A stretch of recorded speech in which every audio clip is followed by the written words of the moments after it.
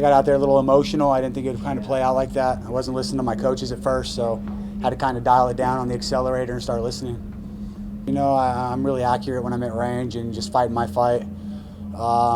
Dude said some personal things about me being on juice and things of that nature, and the only juice I've been on is apple juice. So he had a whooping coming.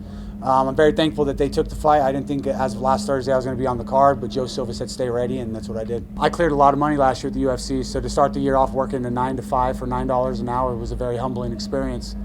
I might not have did nothing wrong, but I had just gotten custody of my girls, and you know, they came from a kind of a hard life in Oklahoma, and I had to show them that just because, you know, I got knocked down, I couldn't stay down. I had to find a reason to keep going forward, and they were the reason. I had to show them that hard work does pay off, and when you do the right things, good things come from it. I just want to show everybody that I am here to stay, that I do enjoy my job. I'm a fire starter, and you know, I want to come pick a fight, and that if I have to slap the dude across from me, I'm going to do just that.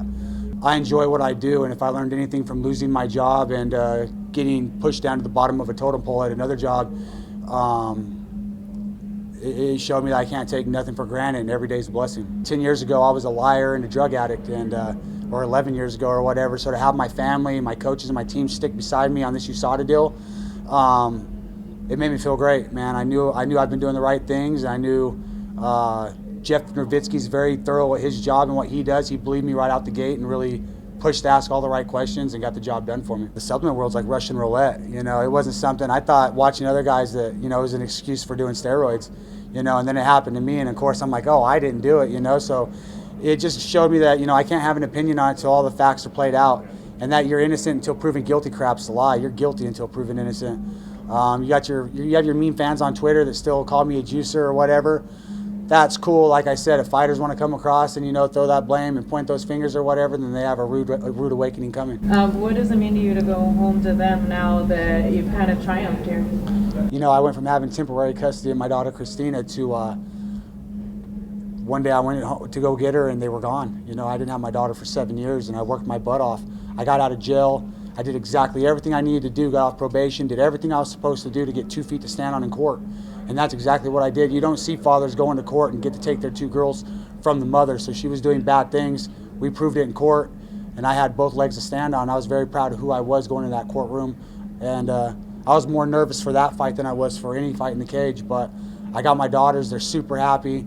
We're doing gymnastics. We're learning how to curl and paint fingernails and you name it, man. So I'm very thankful to have my family together and have them under my house and have my wing over them. I'm very thankful that they're in a safe environment. I knew I was doing the right things. I knew I didn't have nothing to hide, so I did what the judge said, and at the end of the day, they leaned in my favor.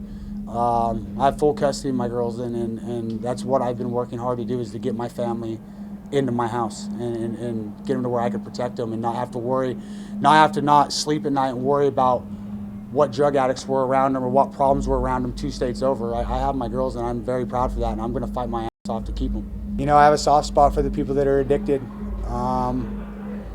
but at some point you got to make the decision to better your own life, and you got to want to get better. And if you're continuing to get high and not choose to have a better life for your kids, then you're pretty crummy in my book. So I just put the drugs down and moved on. I knew what I wanted to do with my life. I knew how I wanted to better myself, and I knew I wanted to be a dad.